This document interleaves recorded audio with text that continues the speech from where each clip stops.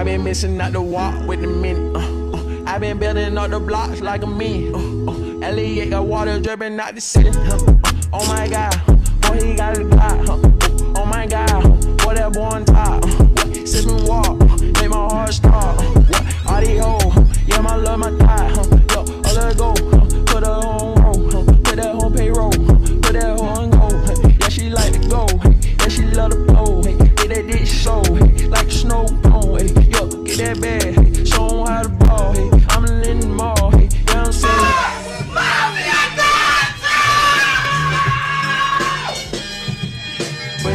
Give me a minute, yeah, I need a minute, I'm in a minute, I'm in a minute, I'm gonna tell you, hey, Cardi B and Pippin, Cardi B and kick the shit in, yeah, give me a minute, yeah.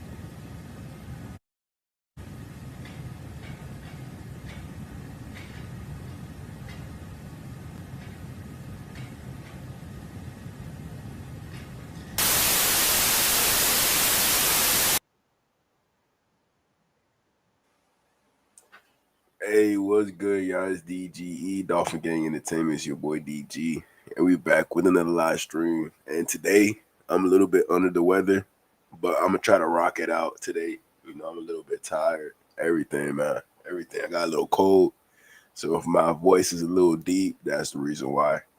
But hey, y'all help me get to that 10K. Right now, we at 6.8. I believe 6.8. So the main goal is that 10K. So help your boy get there, man. Hope your boy get there, man. We got a lot to talk about.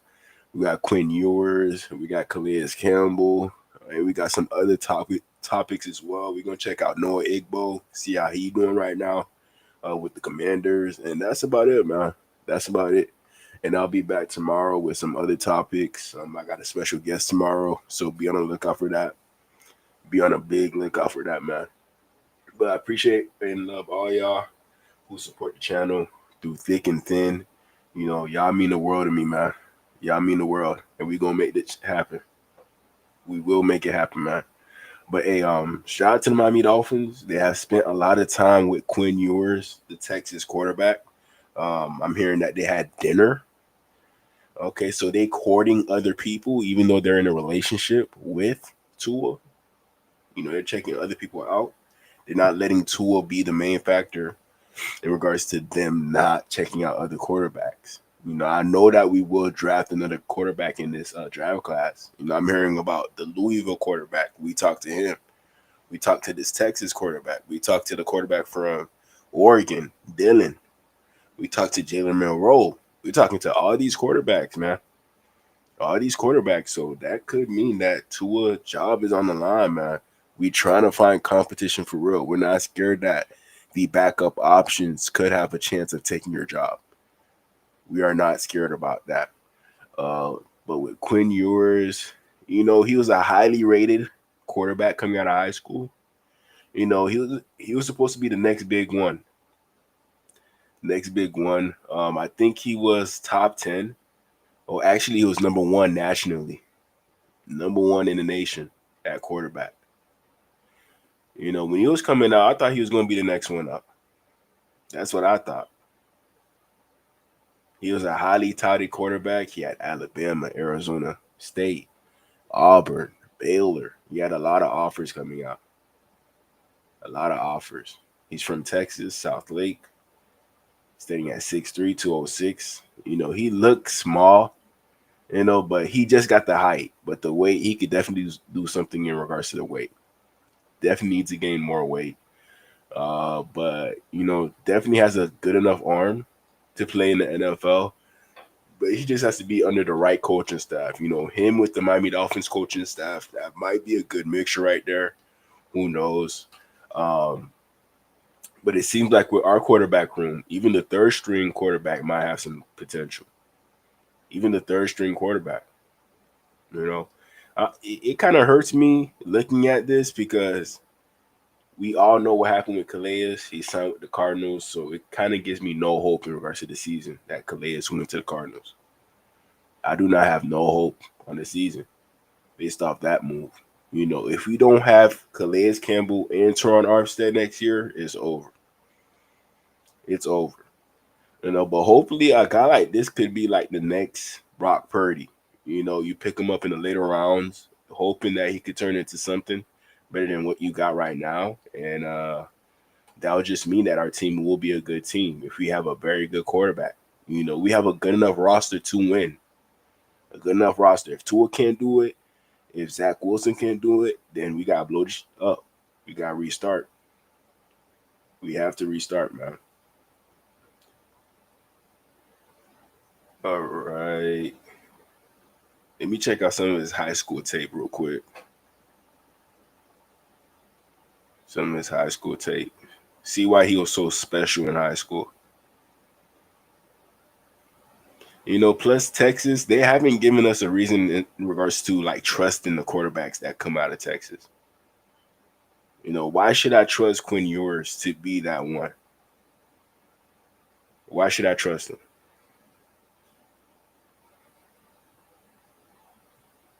Oh, video not found. Let me go to the comments real quick.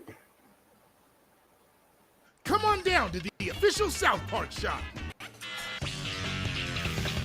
Shop exclusive products including t-shirts, sweatshirts, drinkware, and more. Save 20%. I'm going to take it out for y'all today, man.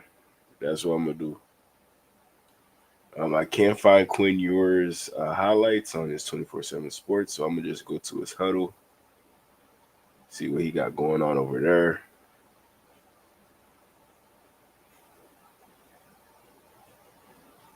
Okay, we got his huddle tape. 105K views. That's a good amount. That's a good amount. That'll be a weird quarterback room. Zach Wilson, Quinn Ewers, Tua.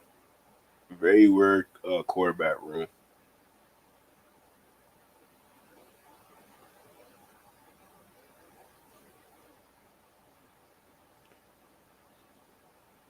We're going to check out some of his high school tape.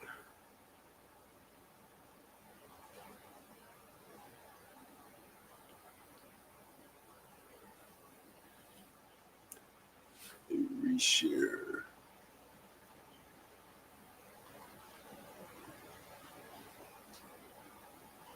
Okay, film is better now. Right here we have Quinn Ewers.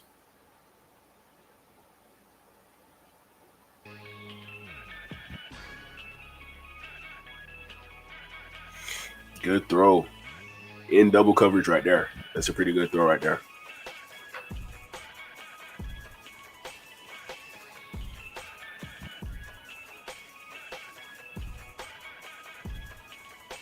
Nice throw.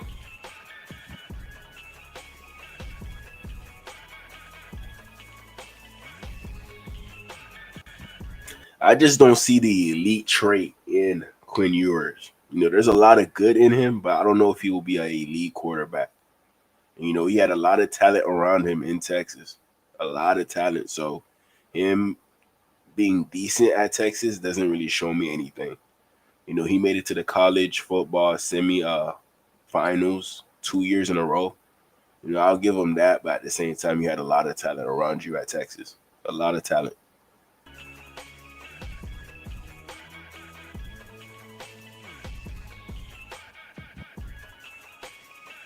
Good throw up top.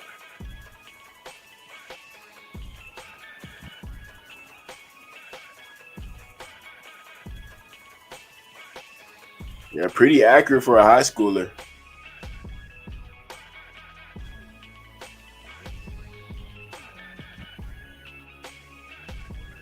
He has a pretty quick release. The ball gets there quick, so he would definitely fit in a Mike McDaniel type of offense, most definitely.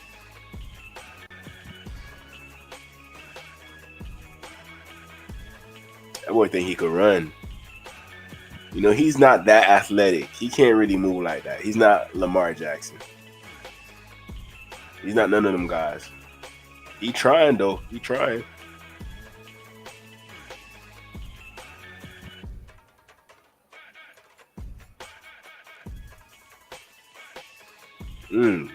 Nice quick release. I think Miami Daniel like that about his game. The quick release. That's what he like. Oh, he catching touchdowns too? Okay. He did everything in high school, huh? You know, Texas, a lot of talent in Texas. A lot of talent. So he's not playing against no scrubs.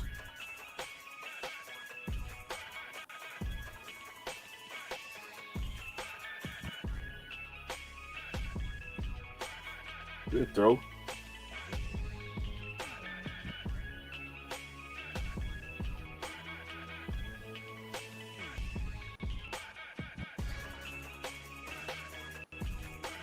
Good accurate throw right there.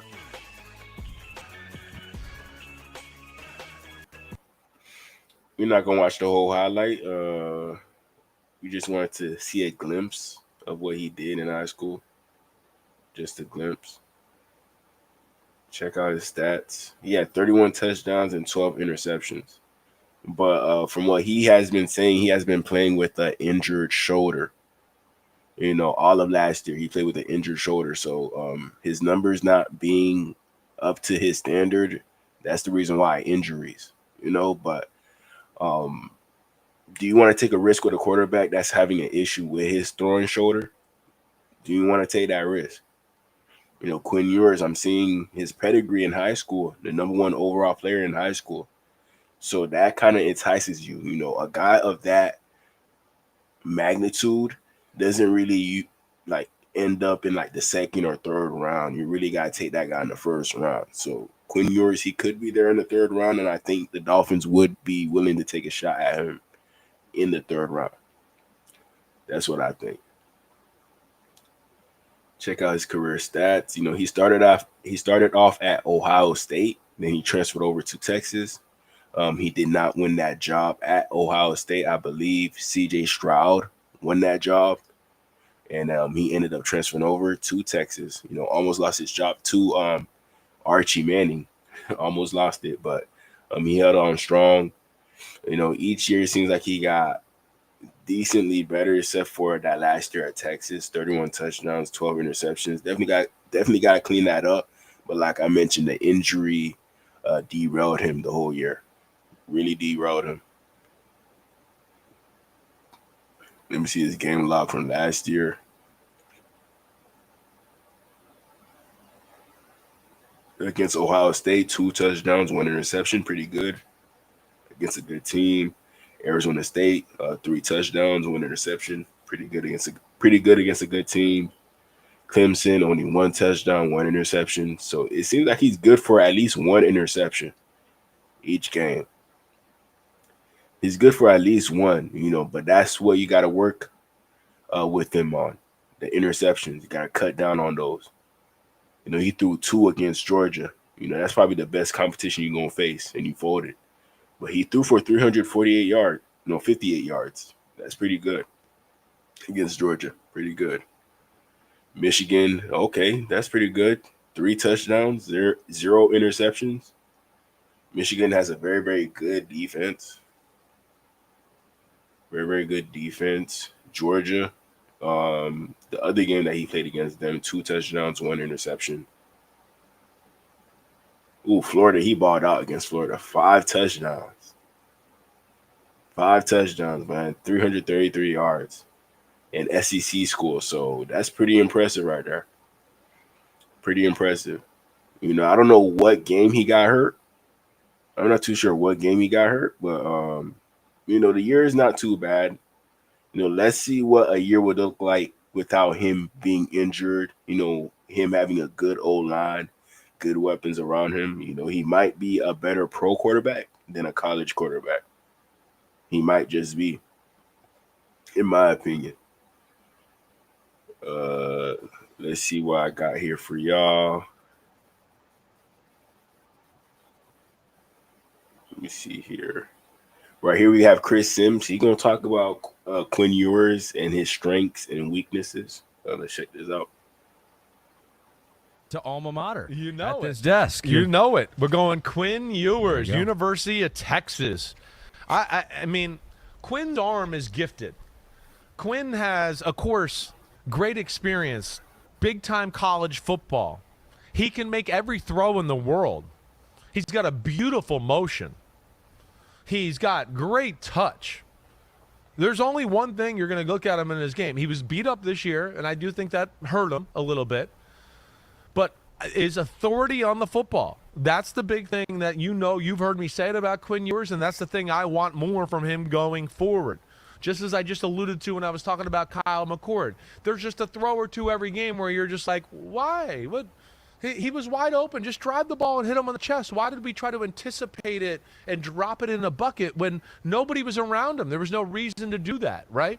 So that would be the negative with him, but the positives are, you talk a smooth stroke, right? Effortless thrower you will ever see, and sometimes that's a detriment because he doesn't get his body into it because his arm is so gifted and flexible. He can just whip it out there. Extremely flexible arm allows him to get power without even ever getting his body into it. With all that, he throws the changeup too much. The touch ball, the anticipation throw. He has more power in his arm. He leaves yards on the field every game because the ball hangs in the air. And he doesn't let yak happen at times because he decides to throw that, and now he gets tackled as he catches it instead of going, no, throw the 100-mile-per-hour fastball, and now this guy, Isaiah Bond or Golden, can take off and go somewhere, right?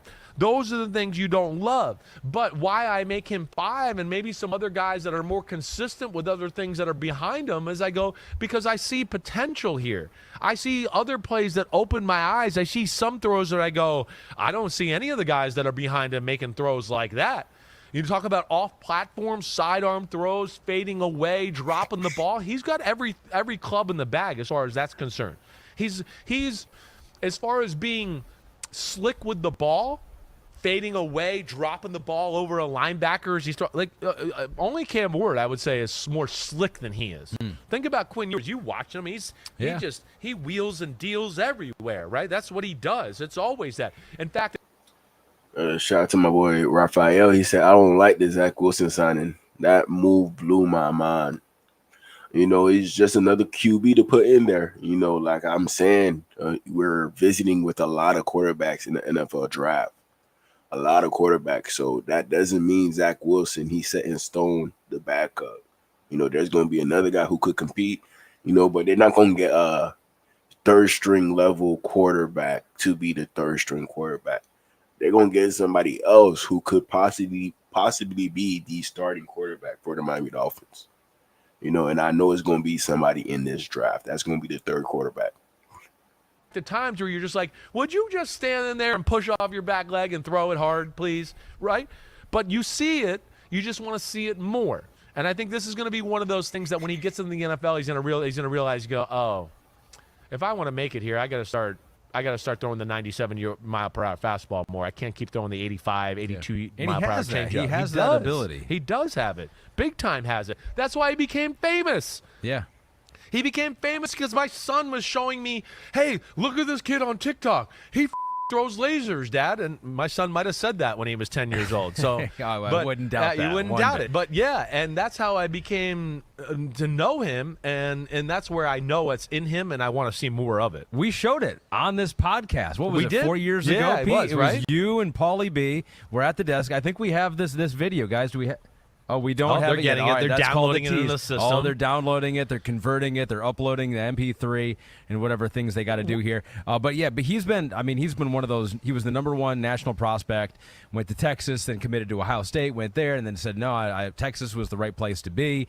And so got your stuff you talk about. What'd you just talk about? You like these what? Adversity and right? Yeah. I mean, him in adversity, not only Ohio State to Texas, but he's had to hear Arch Manning and that crap the last 2 years. Sure. Right? Been able to handle that. I would say it was probably the toughest position in all of college football for any quarterback. Hey, damn, we're in the Final Four 2 years in a row, and all I heard was we should bench him for the other guy. And I'm pumped about Arch Manning, but I'm just saying that's crazy when you think about it. You know, with all the weapons that Texas got, you know, you would expect Quinn Ewers to do more with those weapons. You know, at least make it to the Natty. You know, Matthew Golden, Jonte Cook, Bolden, that's the other receiver, Gunnar Helm. He had Jonathan Brooks last year. You know, he had Wisner, Jaden Blue, you know, a top-tier O-line. You had everything you needed with Texas. Why couldn't you make it all the way? Why couldn't you make it all the way? That's the only question with Quinn Ewers.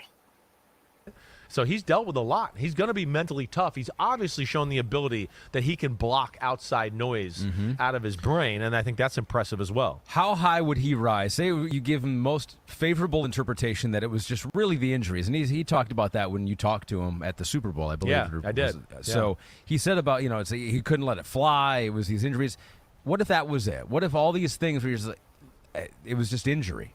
And once you get back fully healthy, he's able to let it fly on some of these things. Obviously, you don't believe that, or you'd have him higher. Yeah. But there is that. Like, you do that's see more quality explosive throws early in the year than you do compared to late in the year. Yeah. You could see a difference in his body because he can't work out late in the year because he has the oblique and the bad ankle injury. So you can't do upper body, lower body. You can't do anything when you got those injuries. So you do see that.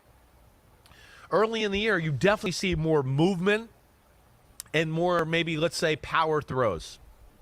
So, and I think if it was all year long and all of that, right, yeah, would he be able to maybe rival a Jackson Dart and all that? He has that type of talent to be right up there with that. Yeah. To me, it's just the Yeah, he good enough to be like the second best quarterback in this whole draft class.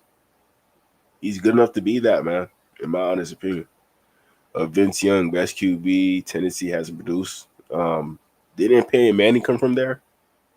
Pretty sure Peyton Manning came from Tennessee, so I'll pick Peyton Manning.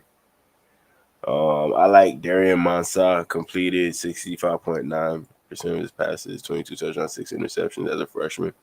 I hope he comes on to that's 26 and Dolphins draft him at QB. I might have to check him out, watch him film on him. I'll probably do that like next week or something. You know, I'll let you know, Rob. I'll let you know. It's the authority in which he throws the football at times is going to be just the big thing that people, I think, are going to evaluate him and want to see him do at his pro day. They're going to start to say, hey, you got to throw this ball into some tight windows here. Let me see you let it go a little bit. Can you still control it? That's the thing there, right?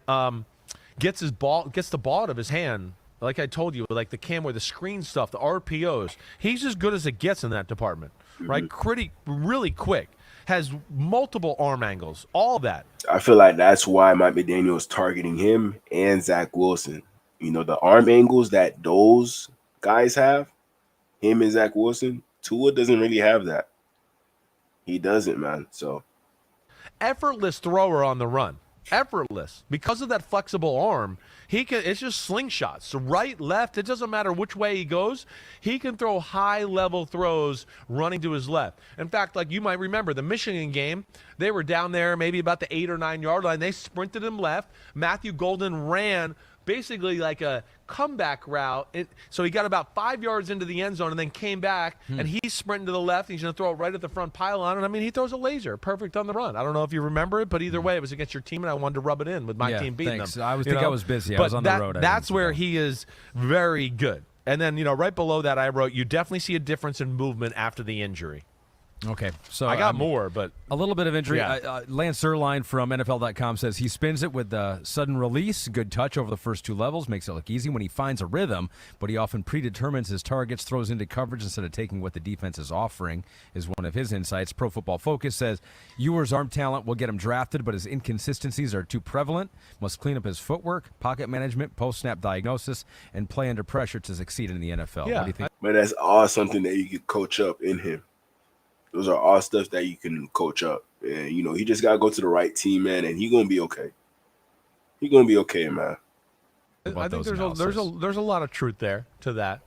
What was the one part? There was one other part you said there that I wanted to hit on. Yeah, but hold on, man. He's finding rhythm, predetermines his target. He got a little. That's what I want to hit on. A little bit of, I think, because of his arm and his ability, and he feels like he's slick and can do that. They're a little bit like Kyle McCord, where there's a few throws every game, or every now and then, where you just go, no, you can't do that. You can't fit that in there. There's definitely that. It's because of great confidence in his arm, but still not where you're like, oh, I'm concerned about his ability to make decisions or do any of that. Again, there's other ones too, like I said, where I just don't know about why we chose to throw the ball that way, right? The appropriate throw is important, and I think he's going to have to change that a little bit, as far as where his mind and his eye meet up in that department. He knows where to get the ball out of his hands when he's in trouble, right? Makes high-level throws look really easy. When he does use his body, and it's few and far between, the ball absolutely explodes out of his hand. Explodes. But it's so few and far between. You might go a full game and you go, he threw 33 passes that game. I don't think he threw one where he really was like, let me drive this in there, right? So that's what I want to see. But the touch is great, can flick it, can drop it, right? Spirals. Is he going to go to another level in the NFL when he realizes how he has to throw it? Right? The guy that always comes to my mind in this department is Deshaun Watson. Deshaun Watson, one of the things with him coming out was how strong is his arm. And when I first turned on the film, I was like, damn, does he ever throw a fastball? Everything's kind of the changeup, You had to dig a little bit. And then you get into some higher quality games and you go, oh, there it is. Damn, okay, he got, all right, 10 plays later. Oh, there it is. Okay. That's what people are going to have to just see and kind of dig through that. Can he do that at a consistently high level, right? Not going to make something off schedule very often. Injuries are a little concerning. He is a below average athlete for 2025. Right, there are times where he's another one where I go, I wish he was a little bit more aggressive as a whole as a decision maker, because he's a gifted arm. So, and I know a minute ago I said, yeah, he might make a reckless one every now and then, but more times than not, like, I wanted to go, hey, you can make that throw there on the 20-yard out route. Why did you settle so quick to just throw the guy in the flat? You kind of had the corner in a high-low, and you decided to be conservative there. So there was that. Projected third-round pick. I think it's kind of sounding like you agree with that range. I would think that's about it. I would say that's about it. Ain't no way he fall out of the second and third round. No way. He should be selected by day 2. Should be. Where I would see it. And like I said, I think this is a year where we're going to see second and third round quarterbacks. This will be a rare year. Yeah. Some of these other guys we're going to talk about in a minute, I think they can be in that department as well. So, he could get off the first read quicker. He's spoiled by Sark, right? Because Sark gets the first read open so often. Few plays and yards left on the field in every game just because he's not aggressive enough as the thrower or the decision maker, right? Tries to drop it on spots too much. He has great potential. Thanks for watching Chris Sims Unbuttoned. Hey, just because the season's, he's got better physicality than Brock Bowers. Quinn Ewers. Y'all let me know how y'all feel about Quinn Ewers. Do you think he'll be a good option for the Dolphins? Let me know in the comments. Here we got Quinn Ewers at his pro day. And look, our coach right there, Mike Daniel, watching him closely. This was last year too, not this year, last year.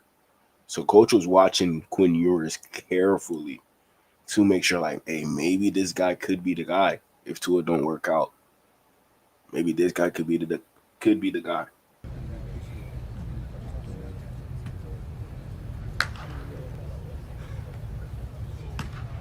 McDaniel watching closely. That boy watching closely.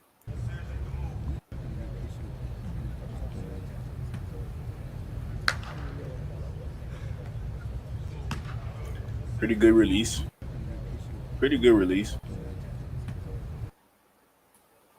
Everyone's looking at the running back.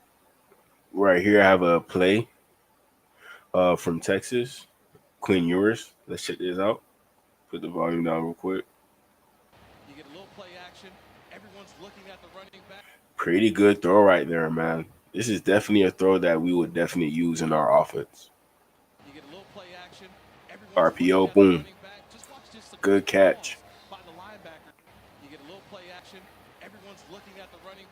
Yeah, he definitely fitted that ball in there. Ain't this Kamara? Ain't this Kamara? Watch just a quick pause by the linebacker. You get a little play action. Everyone's looking at the running back. Just watch But just good job by Quinn squeezing that ball in there to Bolden. play action. Everyone's looking at Good the job. running back. Just watch just a quick pause by the linebacker.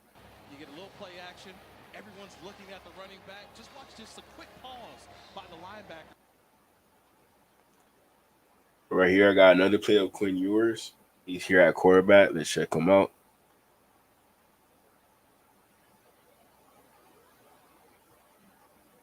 Nice little flick of the wrist. Under pressure. Definitely got it to his receiver. You know, he got pretty good ball angles, you know, knowing how to like sell football over a defender to get to the receiver. So good throw on this one. In traffic too. In traffic, it don't matter. Boom, around the money. Good poise by him, seeing that pressure, and he still threw the ball, and it was still complete. Good poise, good pressure.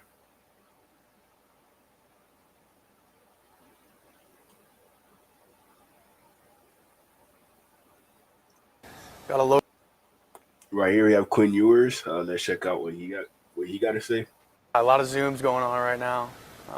You know, got a local visit coming up with the Cowboys, and then a couple top 30 visits scheduled. But man, I'm just excited to see what team will take a chance on me. It'd be nice to, you know, stay local for sure, and you know, obviously played with Paxton Anderson, who's Jerry Jones' grandson. So I mean, my family still lives out there. My little sister still goes to South Lake.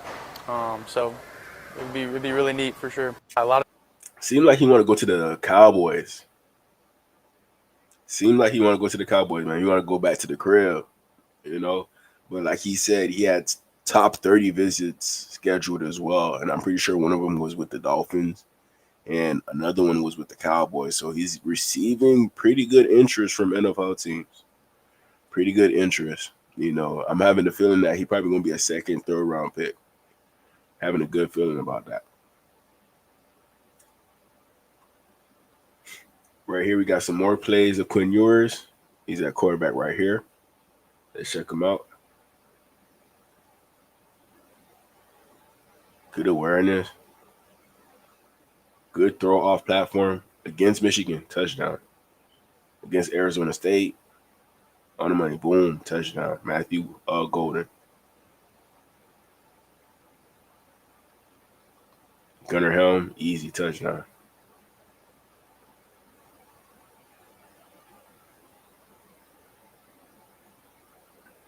Yeah, he has a pretty good arm. Pretty good arm. You know, when he's 100% healthy, his arm is deadly. A very deadly arm. He gets to point A to point B pretty quick. Pretty quick.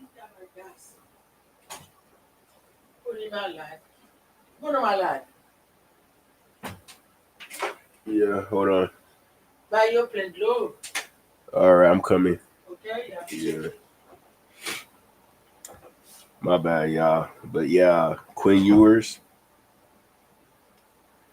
like I told y'all, has the potential to be a number 2 in this whole draft class. It's going to be Cam Ward. Quinn Ewers may rise in this draft class and end up being the second best quarterback. And, you know, there's some upside there of him being better than Shedeur Sanders. You know, I'm pretty sure Shedeur going to be better than him, but I don't know. I can't really say that right now. You know, if Ewers end up in a good situation and Shedeur ends up in a bad situation, Ewers could definitely be better than Shedeur, and then boom, he's classified as the second best quarterback in this whole draft class. You know, but I don't know if Quinn Ewers would move the needle in regards to us being a Super Bowl contender in the future. I don't see him as that quarterback. I just see him as a quarterback that could drive us having 3 quarterbacks and making sure we pick the right one out of the 3. You know, all 3 guys have some type of talent that we could use at quarterback. But we want to make sure that we have the best quarterback out there. And if you have Quinn Ewers in your quarterback room, you have Zach Wilson in your quarterback room, and you have Tua in your quarterback room. You know, whoever ends up being the starting quarterback compared to those other quarterbacks in the room, you know, you're pretty confident in regards to them going out there and performing for the Miami Dolphins. You feel real confident about it.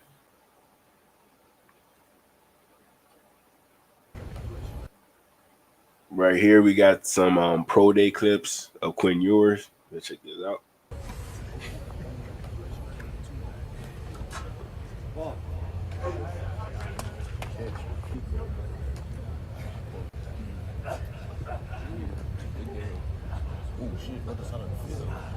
Good throw.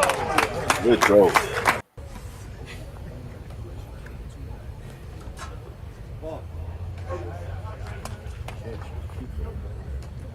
He got a lot of work, but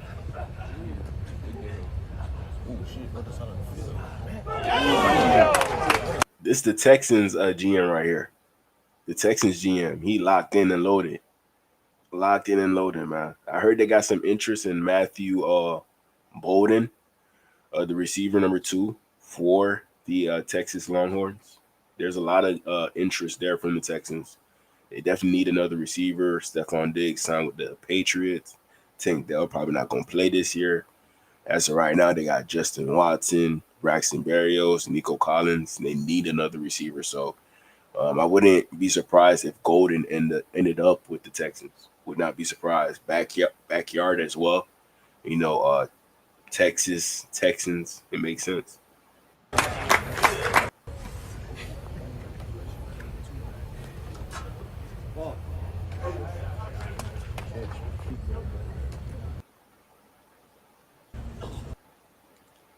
Here we have the biggest throw of Quinn Ewers at the pro day. Biggest throw. Let's check this out.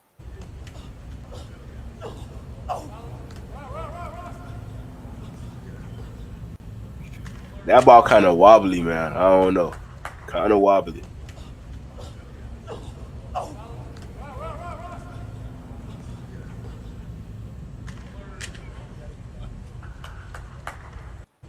I got to see where he threw it at. So the 50-yard line is right here.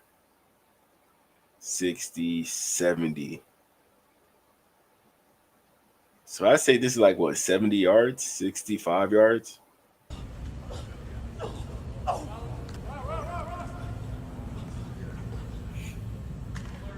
That's not bad. That's not bad. But, hey, I just want to see a perfect ball, man. You know, this ball is kind of wobbly. Kind of wobbly. Look at it in the air, man. Kind of. I want a spiral. I want a spiral.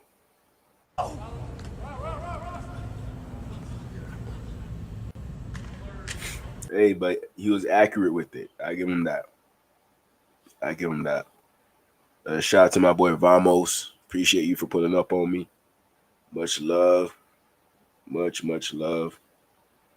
But hey, y'all let me know about Quinn Ewers. Dolphins. Seems like we do have interest in him.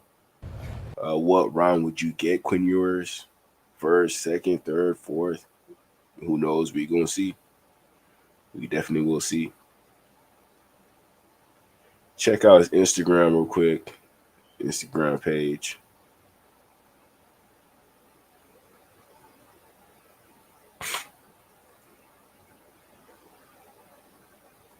Okay.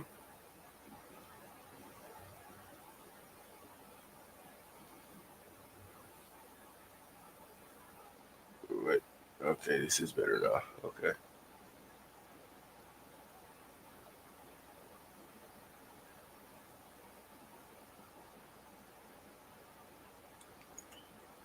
Man, he had all the kids out there.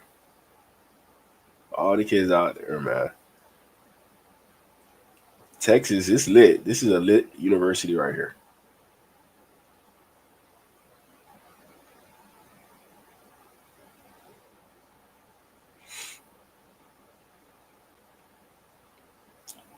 Him and his girl. Shout out to him. Okay. You know, these guys, these be the main guys that be good at football. The ones that be hunting, going after deer and shit like that. These be the main guys, man. That boy is not playing. Is this legal? Can you do this for real?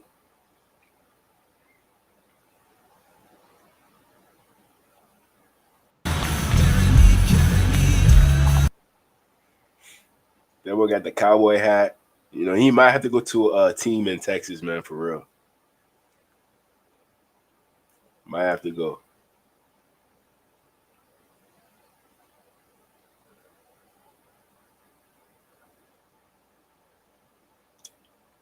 Seems like he got a lot of sponsorship deals.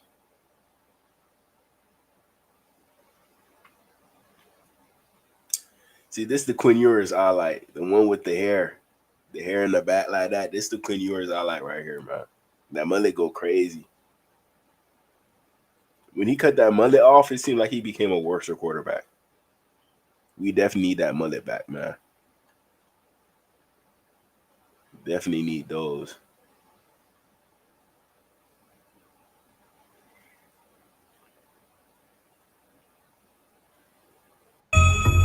Apple pie. Chocolate chip cookies. Brownies. Ice cream sundae. S'mores. Banana split. Pumpkin pie. Quinn Ewers is crazy, man. You try to hit them folks for real.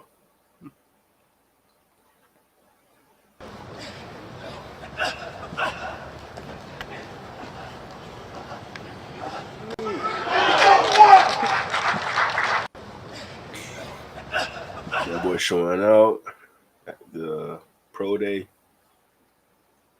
And that's about it for Quinn Ewers, man. Let me know in the comments. Let me know. Next person I got for y'all. We gonna check out Noah Igbo. See what his status is. You know, he a commander. He re-signed with them boys. Almost made it to the Super Bowl. First year being off the Dolphins, almost made it to the Super Bowl, man. It's crazy. It's crazy, man, what these players go through with us, and then they go to another team, and they live in their best life. I hate that right there. I hate that. But let's check out Noah Igbo. One of our brothers home, Noah Igbenogny's in the building. Just put pen to paper. First thing first, brother. Congratulations on coming back to the Burgundy and Gold. How you feeling? I'm feeling blessed, man. It's great to be back, man. I'm excited to see what the future holds for this team, man. Man, we're excited to have you, man, because what a season you had. You were part of one of the better secondaries in the NFL. When that happens, a lot of times you get other suitors, you get other places that may want you. What made you decide to come back this way? Honestly, just the leadership, the coaches, how we were being led, as a team, as players. And I felt like these coaches did a really good job of leading us as men. And it showed on the field. A lot of people said, didn't say what we were going to do this year, said what we was going to do this year. And, and I feel like we exceeded all expectations, honestly. And all the work was put in here, behind the scenes, in the meeting rooms. My bad, but so that was the main thing for me, just the coaches and the players, the bond that we have as a team, so you don't get that too many places. So I'm glad to be back and get to be a part of it again. Can you give us more in-depth detail on what specifically makes the leadership here so effective? Because that was one thing that we've talked to every single person about. They talked about brotherhood, talked about family. Well, this was DQ's first time in the building. He was new just like the rest of you guys. How was it so effective so quickly? I feel like, it's one thing to be a leader, and it's crazy. I was reading this book, this morning about leadership, and, just because that boy left Miami, now he reading. He left Miami, now he reading books. It's crazy, man. It seems like players, they excel in all aspects of life as soon as they leave the Miami Dolphins. Everything that they do, they balling out now. Everything, man. It makes no sense. It makes no sense. You have a leadership role or a title doesn't mean you're a leader, and so I feel like we have a lot of coaches who are in leadership roles who are actually good teachers, good leaders, good men themselves, and so, and it shows, because I feel like if you're not, it's also going to show in the way you lead. And so, like I said, I feel like the players itself showed, the coaching staff, they might not have been talked about that much last year, but even DQ, him coming from, him previous experience head coach, like he's done this before. he's led before, and me being with him in Dallas as well, I saw that aspect of him as well. And so he's just a good teacher, man, and he brought other good teachers with him, and they're able to teach us, so yeah, and it showed. So how does an environment like this teach you how to be a better leader? Because I think it's dope. First of all, you got to let us know what that book is, man. We got to know. But the fact that it sounds like you're working on being a better leader. You understand how valuable that is. How has this environment helped hone that? Just last year for me, it was a career-defining year for me. It changed my whole aspect of life about like what I could do as a player. And it started here, man. It started in OTAs last year around this time, and it was a built process. My confidence just kept getting higher and higher as the season kept going, and it showed, at the end of the year. I think we were like the 3rd ranked, Yes, sir. Yes, sir. DB room in the whole league as far as passing, So, I mean, that's a huge deal, And I remember at the beginning of the season, we weren't ranked that high, And so just the fact just to see us grow and change into that, I really saw, what good leadership can do. So it pushed me even myself. I just got married, recently. Yes, so sir. like just step into a leadership role as that as well, But even before that, just leading my family. I'm the oldest of 3, So being a big brother. So I've always kind of been a leader in that way too. So like just all around, like what God is doing in my life right now is truly amazing. So I had to come back here, because number one, God told me to as well. So it's just I'm excited to be back, man. Amen. God is good, man. He is, man. Hey, shout out to Noah, man. It seems like everything going good in his life. I'm never gonna hate. Never gonna hate. I'm gonna congratulate. But I'm gonna hate on this team though. I'm gonna hate on this team because why couldn't Noah do what he did with the Commanders for the Dolphins? Why couldn't he? But maybe he needed to go to somewhere where it's more stable with the defensive coordinator instead of us being stable with the offense, but the defense. Each year we're giving this guy a new DC to work with. New DC. He never gonna have time to hone in and learn a defense. Now he got Dan Quinn, and now he could lock in on this defense and become the best version that he can be with this defense. That's all you gotta focus on. He don't gotta worry about the defense changing like Miami. Like come on, man. We miss you, Noah, but at the same time, we don't miss you. You ain't do that good for the Commanders, but you did okay. You did better than what you did with Miami. We'll say that. Yes, sir. And you said career-defining season. That's what it was for you last year. What about the season was career-defining? And then second part of that question, define where you're at in your career right now for us.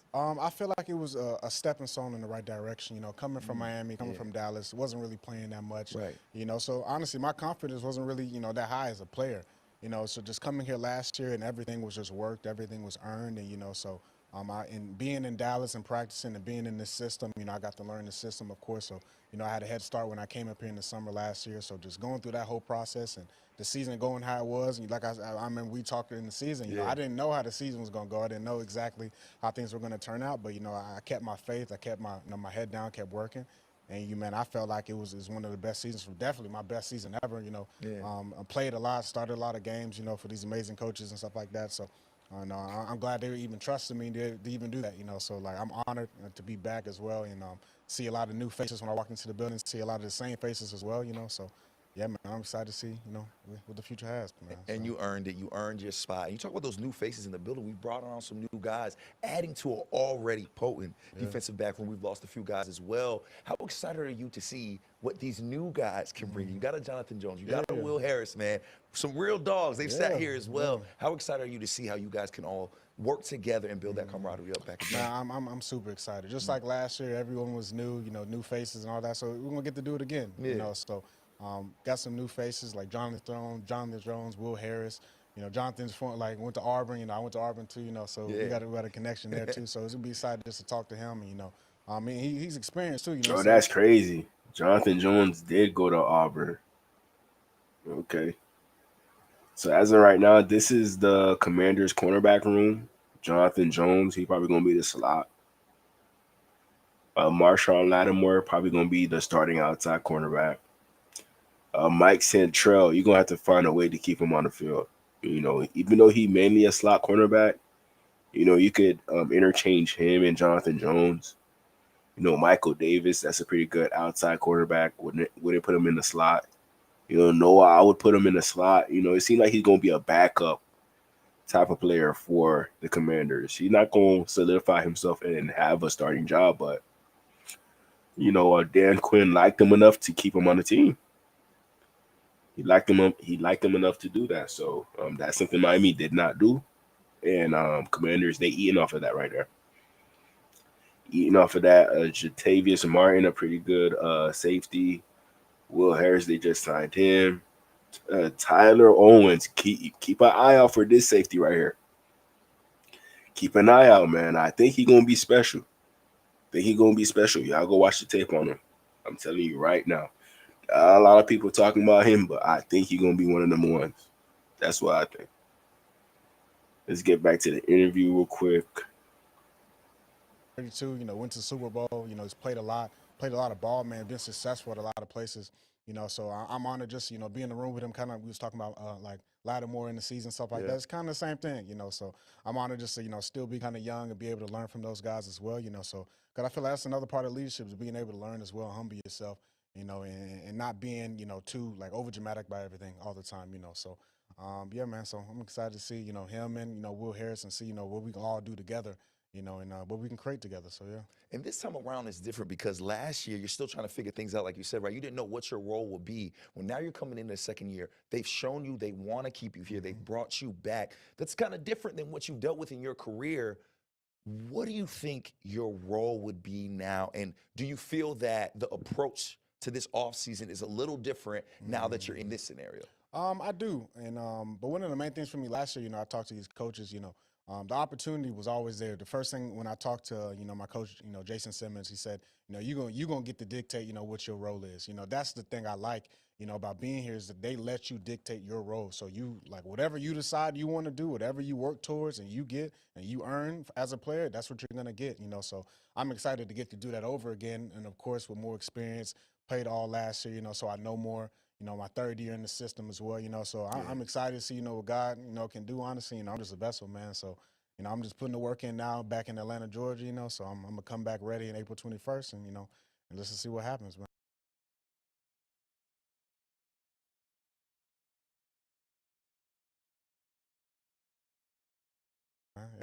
It seems like DQ and Joe Witt Jr. have a very specific type of player they want on their defense, somebody that is extremely versatile. We saw you line up outside. We saw you line up inside and find success in both. Where are you more comfortable at, if you could say? I'm honestly comfortable wherever they want me. I can play outside, I can play inside. Of course, I played more inside last year, and it was new for me, but it was exciting. And I felt like I found a home there as well. But I want to go back outside too, honestly. I want to be able to play both. If that's a possibility. But all that has to be earned, and there's going to be a time for that to happen and stuff like that. So I'll be ready. Yeah. And you talk about all of that has to be earned. This guy was supposed to be Xavier Howard's replacement. This guy right here, man. This guy right here. I know you, man. You're a work ethic kind of guy. What are those things that you have been working on and that you look forward to working on this offseason to better hone that game and allow you to be able to go from inside to outside to anywhere on the field? I would say, I'm already fast, but of course, just keeping the same, like being consistent. Not taking too much of a break off. Keeping like your speed work, your strength training, your DB work, your drills, and all that stuff. All of the fundamentals, because when you get here, your coach is going to teach you, their way. You're going to learn the system and stuff like that. But I feel like all the little fundamentals now, that's what you need to be doing, like the footwork drills, the speed, like staying in the weight room, staying strong, little stuff like that. Because when you get here, you're going to train and do all that stuff too. So, but being ready for when that time comes, your body's good. So yeah. And I love bringing up Joe Witt Jr., man. I think what he does is incredible. I think he's underrated. I don't think he got enough love for what he did with us, especially with that secondary. Now, you said it, third year within his system. Can you talk on how you've seen Joe Witt grow as a coordinator? This was his first year as a coordinator, but I think we all knew he was ready for the task. Can you speak on that a little bit in your experience with Joe Witt Jr. and how he's helped you improve? Even in Dallas, man, he had like in the defense, he had a leadership role there too. And Dallas, a couple of years they were there, they were a top defense. Came here, the top defense. So the work speaks for itself. I don't even have to say anything. So him being here last year, and I'm excited to get to work for him again and get to earn his trust again, earn his respect again. So as a player, and yeah, man, I'm see what happens, man. Hey, man, we are so excited. No, I'm going to let you get up out of here because I know you are busy. But my last question for you, because you were in Dallas, you had a familiarity with this fan base. as the enemy, Oh, right? yeah. But now you got to be in here and see really what this fan base means when they love you. I'm sure you've gotten hit up a bunch since you've re-signed, man. Talk about this fan base and how special they were in the season that you had last year. I mean, it was, I don't really look at, social media too much, honestly, but, my family does, so they're always sending me stuff, so they're all they were sending me was all good and positive stuff, man, Not everywhere is like that, honestly. It's not. That's true. And so depending on, if you play good, if you play bad, so I feel like this organization, these fans, they really love you, especially if you put the work in, they see you work. He throwing shade at Dolphin fans. I could tell. They see you play on the field, see you sacrificing your body, for your teammates and your family, man. I feel like, man, that's real right there. You don't get that too many places, man. So I'm excited to be back and having opportunities to play for them again, show what I can do, man. Well, Noah, just know you deserve that love that you get from the fans, man. You earned this day. I hope you're able to bask, and I hope you're able to celebrate with your loved ones, man. Congratulations on being back here, man. We're so excited to see you, and thanks for pulling up, man. Commanders family, our next man up. We brought him back to the crib. Noah Iganagni, brother. We appreciate you. This is the Commanders' Travis Wingfield. Travis Wingfield not going to make you feel this good. He got a nice intro for the players and now a nice outro. He going to make the players feel welcome.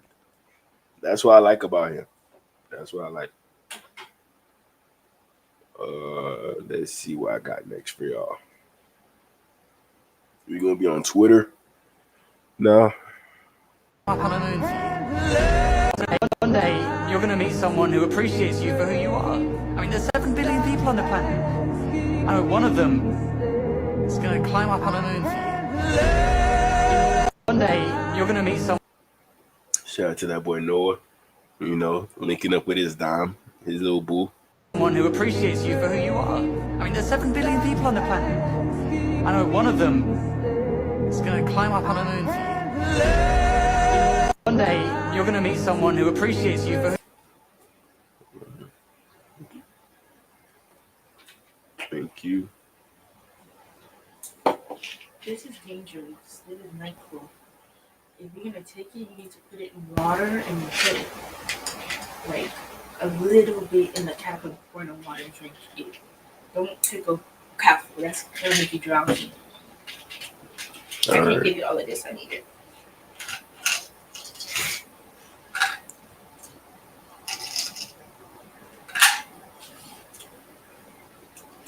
Let me take 2 every 8 hours.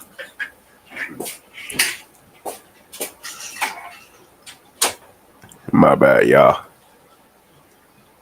My bad. Next topic.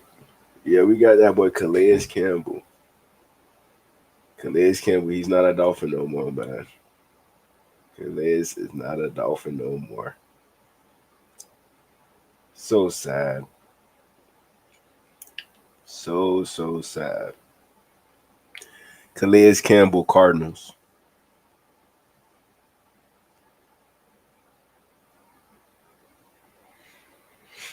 He went back to his old team. So very understandable. You want to finish what you start. I understand that, but it don't seem like the Commanders would have been that team that Calais Campbell would go back to. I don't know what the Cardinals got going on currently. I gotta check out their roster to see if they're capable of doing anything next year in their division. But they have made a lot of decent signings to the point where, Cardinals, they might be a threat. They might be a threat. I'm not even gonna lie. They got Kyler Murray. I don't know if he's gonna be a quarterback that could take you to the Super Bowl. I do not know, but it seems like Calais Campbell, he trusts Kyler Murray more than Tua. Me personally, I feel like the Dolphins have a better chance of making it to the Super Bowl than the Cardinals at the current moment. Me personally. They got James Conner, Trey Benson. He should be a good guy. Michael Carter, Imari DeMarcado. Another good guy, DJ Dallas. Shout out to UM. So they got a lot of good running backs. They signed James Conner to an extension, but I think they would still be willing to invest in the running back room. So if they get another decent running back in here, Their running back room is pretty much set. Kyler Murray, he a top 15 quarterback. So they should be able to win with him. Should be able to win with them. And if you add in pieces like Calais Campbell, Josh Sweat on your defense, you're gonna definitely help out the offense. They got Marvin Harrison Jr., Michael Wilson, Greg Dortch, Zay Jones, they just signed him.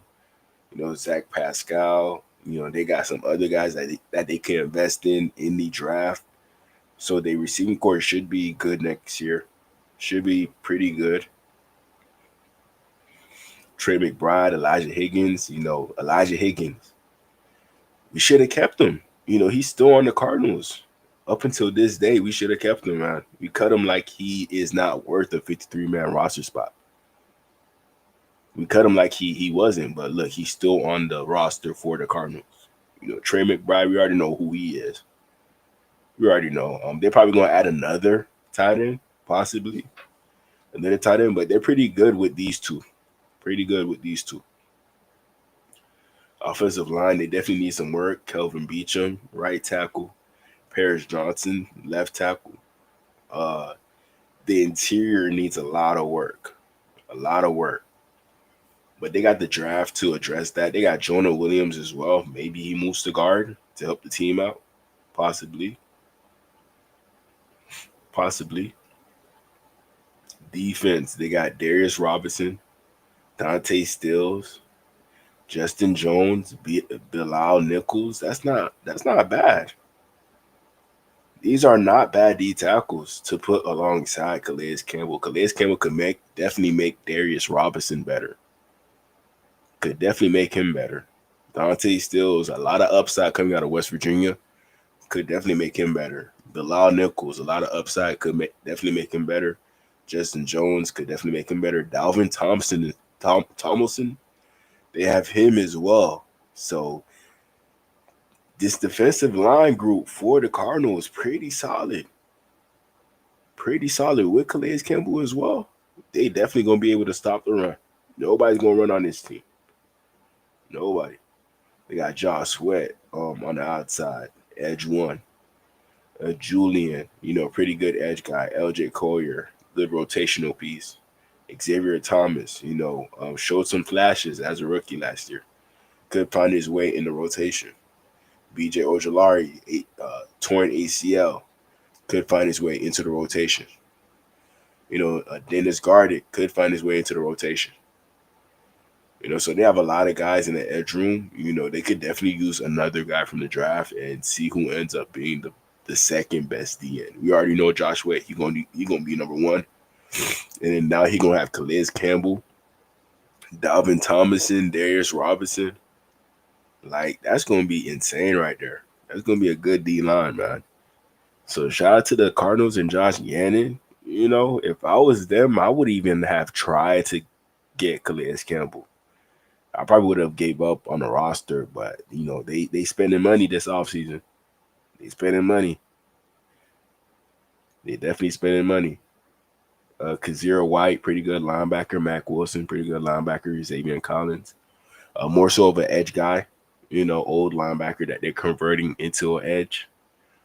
Owen Papo, pretty good linebacker. Akeem Davis-Gaither, they signed him.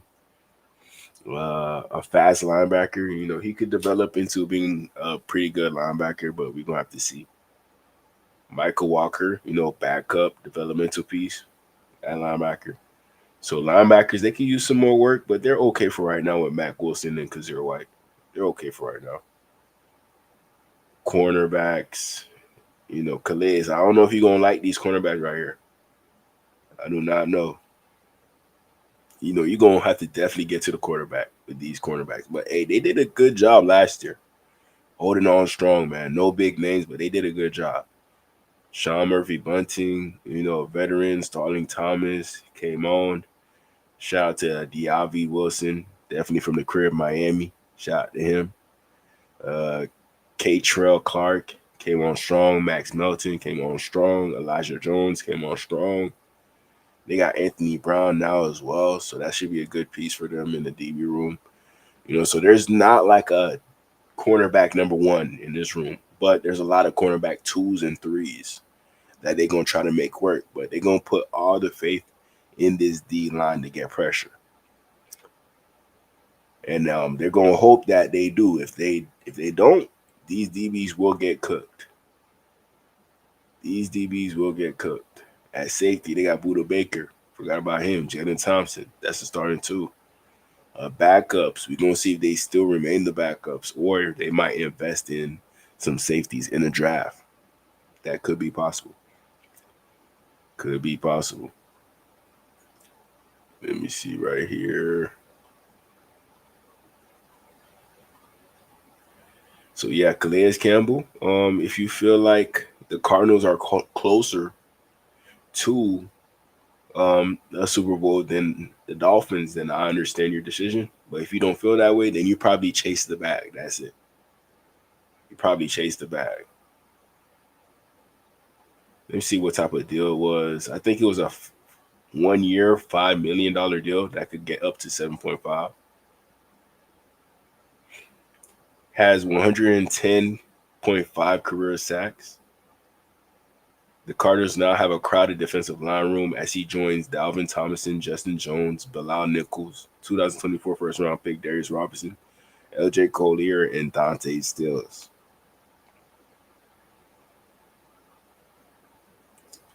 Yeah, Cardinals fans, I know they're happy about this one. I know they're happy. You know, I'm hating on them low-key. Hating.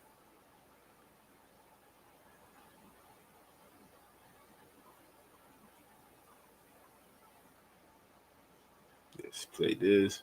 To see everything he has done, you cited, the community awards, the person he has become in addition to the career he has forged. And now to sign a 1-year deal for his 18th season, and he's going to make good money. Cardinals are going to give him, reportedly, according to NFL Network, $5.5 million on a 1-year deal with a max of $7.5 million. I mean, to your point earlier, did not see this coming, especially when you look at how loaded the D-line room was and truly is now with the return of Calais Campbell. And when you look at the draft prospects and where the positions are really deep, which is defensive line and defensive tackle, and the fact that the Cardinals have continued to make an effort in free agency says a lot about how much they're willing to put in for this year. To see everything he has done. I mean, I'm pretty sure like this D tackle class is pretty thin. You know, if it was a deeper D tackle class, I feel like Calais Campbell probably would have been an option for the Cardinals. You know, but if they feel like the D tackles that are in the second, third, fourth round aren't worth it, and they just ended up signing up Calais Campbell, you know, I would understand. I would understand. You know, I would have gave Calais Campbell that money, $5.5 million. I wouldn't have minded for the Dolphins. But hey, you know, we got Tua eating up a lot of the cap. You know, not even worth it. So that's the Dolphins' fault. You know, if we signed Tua to a better contract, we probably could have kept Calais Campbell on the team. You know, but it seems like the Dolphins are not willing to restructure Tua's contract, and they just gonna ride it out. You know, they don't mind risking a few good players on the team. They think that this might blow up anyway. At this point, that's how I'm feeling about the Calais Campbell move. You know, I don't like it, but I understand it. But it just shows me like some bad stuff are gonna happen in the future if Tua don't work out, if Zach Wilson don't work out. You know, this might be over, man. It might be over. Rosters. Right here we have Calais Campbell talking about why he chose the Dolphins. You know, we're going to probably hear a lot of, not lies, but stuff that we ain't hold up to based on what he said when he first became a Dolphin. Let's check this out. That's stacked, you know, rosters top to bottom stacked. This defense, I mean, it's super stacked. You got the, you know, secondary, you know, the offense putting up points the way they did last year. If we can just get, you know, a little bit of that again, I mean, I feel like this could be a real big year. And, you know, just the people here, you know, I mean, especially Anthony Weaver, you know, he's a guy I have a great relationship with, a lot of respect for as a defensive coordinator. You know, I was hoping he got a head coaching job this year. But when that didn't work out, I was happy that he got the DC role, and this is such a great place. When I went through my list of teams of I would play for, this was number one on my list, and so we were number one on his list. Now he gone. Excuse me. So I don't know. This probably means that he don't have no confidence in Tua. He cleared it. He chose Kyler Murray over Tua. Simple as that. So some other teams got involved and made some interesting pitches and definitely made it interesting for sure. But in the end, it was the relationships with Coach Reed that really made a big difference, and just the people here that I met on my visit, and then just knowing the guys on the field, man, this roster is stacked, and knowing that I think I can add a lot of value in a lot of ways. That's stacked. So what about the relationship now with Weaver? I wonder how that going. But I'm pretty sure they still cool, but it's just Calais Campbell, he chose the bag. He chose the bag over there with the Arizona Cardinals. I'm pretty sure the Ravens gave him an offer, but not as much as what the Cardinals were willing to give up to get Calais Campbell back. So, hey, it seemed like the Cardinals, they sucked Calais Campbell dry, for him to sign with them boys. They did what they could, Fair. Right, here we got Zach Sealer talking about Calais. Let's check him out. A defensive lineman. That's very fair. Fair in what sense? Man, he's just what he brings to the table is so much more than just on the field. And on the field, he does so well. Obviously, you've seen him this year at 38 years old doing what he's doing. Hasn't skipped a beat. But off the field, the leadership, the mentorship, the bringing guys along, taking the extra time to stay with the young guys and coach them up or help them. He's standing after practice, helping them with different techniques. It's very rare. You find you have a guy like that, and it's been a big blessing for me to play with him. I've learned from him. He said he's. Yeah, we definitely gonna miss Calais. Most definitely Zach Sealer. He said it. We can't keep on giving Zach Sealer different type of peppers. We're consistent with the salt. This is the salt right here. But at first we had Christian Wilkins. Then we went and got Calais Campbell. Now who we gonna claim as Pepper? Benito Jones? Is that somebody that we gonna claim as Pepper? We gonna see. Or it could be Kenneth Grant. Maybe that will be our new Pepper. Or maybe we might make it double salt and get Mason Graham. Who knows? We had a lot of hard times with Calais Campbell. He got involved in this Tyreek Hill situation, a few months back. Let's check this out. Ended up getting locked up. Hold your hands behind your back. You didn't listen. I told you. I told you to move your car. I told you to move your car. You didn't want to listen. This is why he left Miami. This is why he left, bro. We was doing too much first game of the year, against the Jaguars. Come on, man. That boy getting locked up right before a game. That's probably the reason why he cleared it. Went to Arizona. Went straight back to Arizona, man. So he's trying to finish business over there. I doubt that he will get a Super Bowl over there. But they should be a good team, man. Arizona Cardinals should be a good team. I'm about to leave. I'm about to move the car. No, we told you multiple times. I'll move the car. I got you.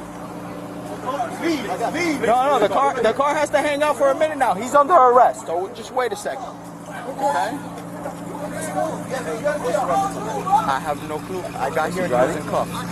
Yeah, he was driving. Yeah, on this day, them boys did too much. Way too much.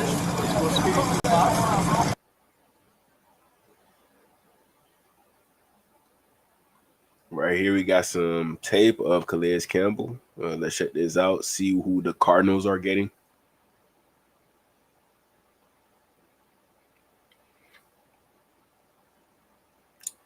Good move right there. Tackle for loss.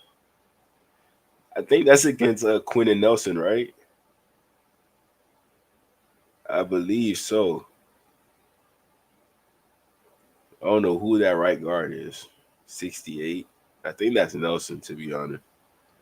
But good job by Calais.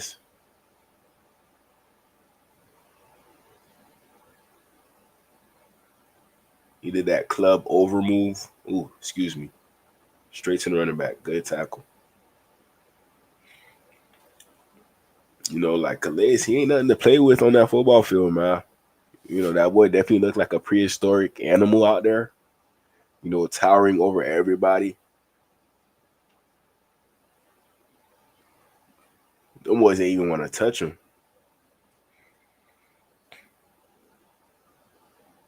Good job by Calais. Good tackle.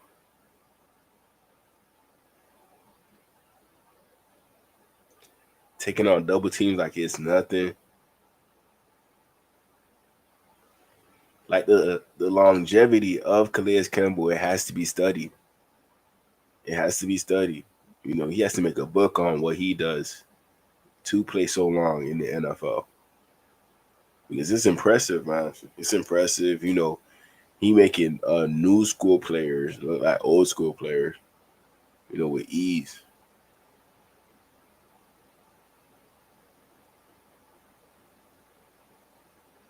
I think he had like, what, 88 PFF grade last year? 88. So that is not bad for a guy of his age. Not bad.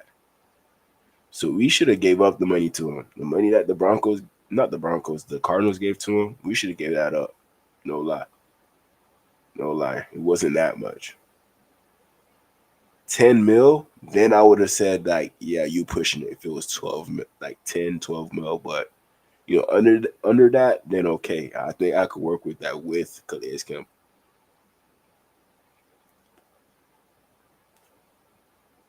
You just got to be around him to really. You kind of had a viral moment. Here we got Benito Jones talking about Calais. Let's check this out. You kind of had a viral moment, you and Calais Campbell, this week during the game. Calais looks like he had his game face on, trying to hype you up. Could you explain what was going on there?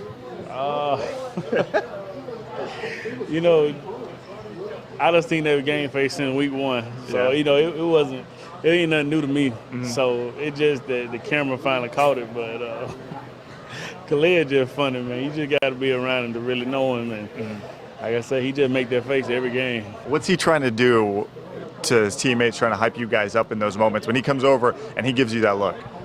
He really just give you that look like, you know, hey, man, look, I'm on year 17. I'm giving it my all. I want you to give it your all. So, you know, for a guy like that, you know, he playing for everything. Yeah. You know, he trying to get him a Super Bowl, and that's what we trying to get him a Super Bowl, because we don't know if he's going to be here last year or not. So at least go out with a bang. You kind of had a... It's sad that we couldn't do that for him. Very, very sad that we couldn't do it. Very, very sad, man. You know, but I doubt that he will do it with the Cardinals. And I know this year going to be his last year. You know, he probably wanted to retire as a Cardinal. Probably wanted to retire there, so that's why he chose to sign over there. You know, it made sense.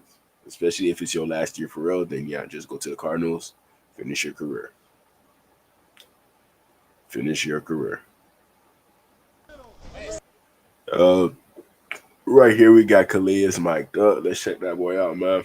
See the energy, the vibes. Hey, Kirk, what up, baby?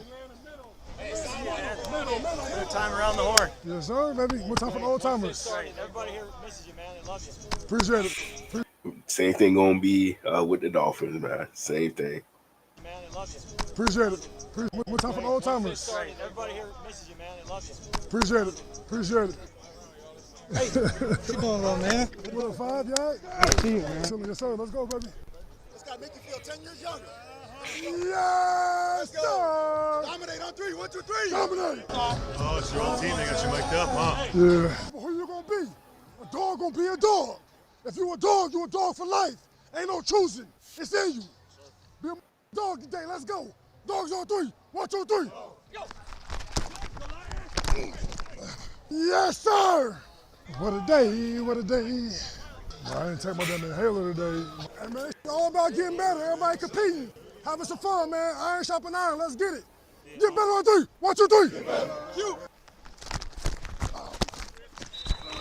3. Man, come on, Calais. You gotta win that matchup. Yeah. I should know he would do that. He knows you. Should know he would do that. Yeah, I'm going again. I can't get my ass whooped and not go again. Come on, man. Your pressure by Calais. Look what better time. Yeah. Oh, my bad. Yeah, fellas, that's what it's supposed to look like. That's what it's supposed to look like. Yeah, man. Dolphins, we definitely gonna miss this leader right here. Definitely gonna miss this leader, man. Leaders are important. No matter how you state it, leaders are very, very important. Very, very important. Calais Campbell here. Yo, Fins fam, what's up, baby? Calais Campbell here. It's official. I am a Miami Dolphin. I'm excited about it. Can't wait to get to work. One job, baby. Bring home that Lombardi. Let's get it. Yo, Fins fam, what's up, baby? Calais Campbell here. It's official. I am a Miami Dolphin. I'm excited about it. Can't wait to get to work. One job, baby. Bring home that Lombardi. Let's get it. Man, I can't believe it, bro. I cannot leave it. I can't believe it that he gone. I can't believe it. Miami, count your days, man. You're gonna regret losing Calais. You're gonna regret it. I'm telling you right now. You're gonna regret it. Right here, we got Calais Campbell in his time with the Falcons talking about the quarterback situation. So we can listen to this and see how Calais Campbell's mindset in regards to every new team that he goes to and their quarterback. You want to win, and to win, you have to have a quarterback that can get the job done. And, I remember we played against him last year when I was in Baltimore, and I saw his potential. And so, I was already kind of like, okay, I think he could play in this league. I mean, he did really good against our defense, but I was pretty damn good. Yeah. And then, I asked the coach about it, and he was like, let's put the tape on. I'll show you what I think, And so, sat down with Coach Smith and, and the office coordinator and, the GM. We were all in there and just, talking through like what makes him special and put the tape on, and you see, he has the intangibles and he can develop. And I mean, he's still young. He's going through growing pains, and you see it in practice. He makes really good throws, and has good moments. And then he has moments where even though he's young, and he has to work on some stuff. But that's football. It's all of us, And for a second-year player, you see his potential though. What was that like though? Because I haven't been on any free agent visits myself, but I imagine you're probably not watching a lot of offensive film of your future teammates. Yeah, no, I mean, that was the first for me too. Not that I haven't been on many free agent visits either, Right. But over my years, I mean, I feel like it was just an important piece to making the decision. So, I mean, they were like, if it's gonna if it's gonna be a deciding factor, let's go through it. Let's talk through all of it, and let's be real with each other and see where we're at, And so I appreciate their directness, and I mean, honestly, how much they value me and how much they wanted me. That was important too. I mean, I think it was unique. I think it worked obviously. So I think it was a great tactic. And here we are, and hopefully it pays off, and we go out there and win a bunch of ball games. Yeah, shout out to Calais. Real stand up, top tier, top flight dude. Right here we have all his sacks from 2024. Let's check this out. I believe he's right here. Right here.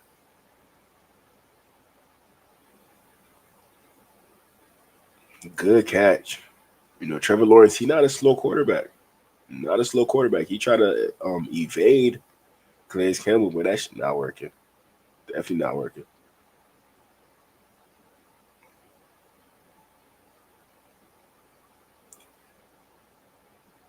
Good pass rush. Calais again.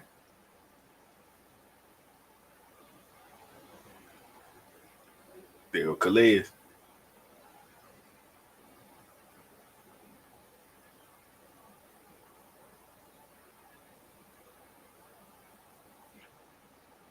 Man, he gonna be insane on the Cardinals defense. Definitely gonna be insane.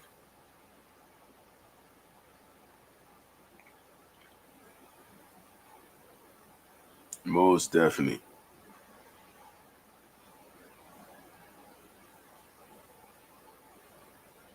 All right.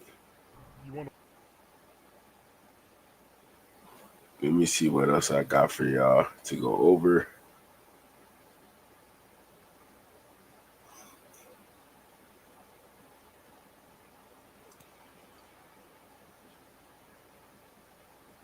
Let me see here.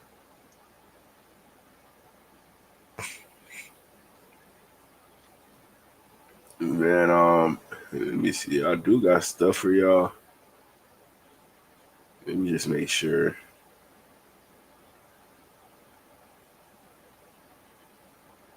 So I was going to talk about Aaron Rodgers and his little situation. With the blanket outside, listening to air ear pods. That's what you call them. But usually people use the Bluetooth ones, but he out here using the wired ones, walking around barefoot. So it seems like Aaron Rodgers is going on another retreat, and he haven't even signed with anybody yet. So um, I'm not too sure. I don't know what to say about this. This doesn't look like a Steeler quarterback to me.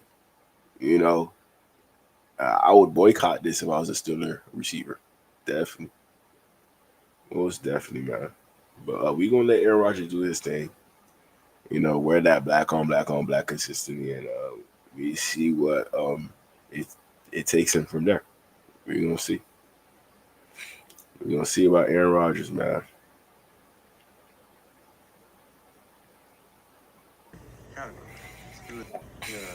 Butterfly is just another term for the caterpillar. It's really caterpillar the entire time.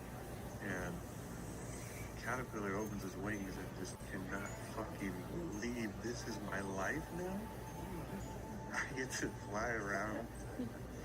I get to smell flowers and eat flowers. To live like that, living your wildest dreams every single day. Yeah, Aaron Rodgers, he be on that weird stuff, man. Most definitely. Most definitely. So if they called right you, here we have Cam and Hayward talking about the situation in regards to Aaron Rodgers. Could he be a Steeler? Yes, no, maybe so. Let's check this out.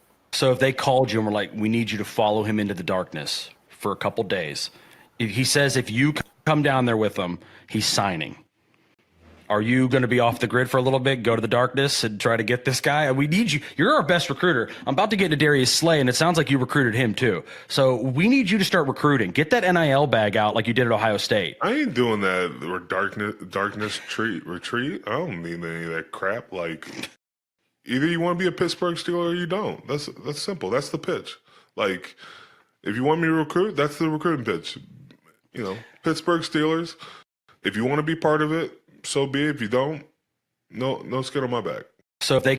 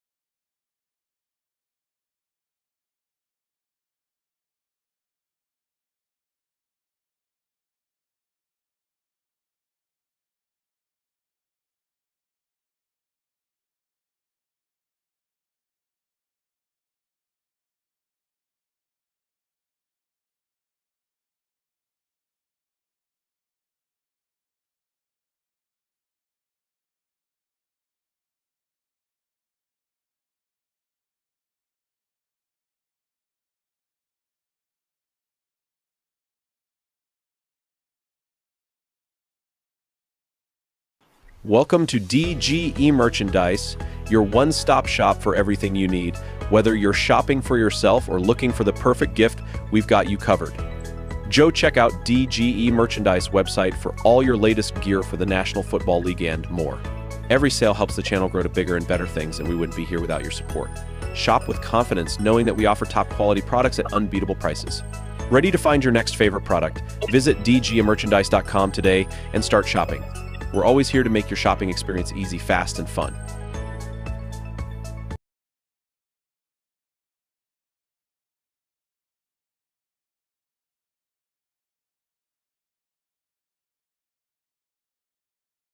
Man, y'all can't even hear me. But hey, man, that should be it for this stream. You know, I will be back tomorrow talking about Chop Robinson and Liatu Latu. So y'all be on the lookout for that. I'm a little bit under the weather right now. You know, I gotta get some rest and I got work in the morning. So it's tough right now. Tough, but I will come back from this. I will come back. But hey, appreciate y'all. Love y'all. Y'all know who y'all are. Raphael, appreciate you for putting up. Vamos, appreciate you for putting up on me. Late night. You already know what it is, man. DGE.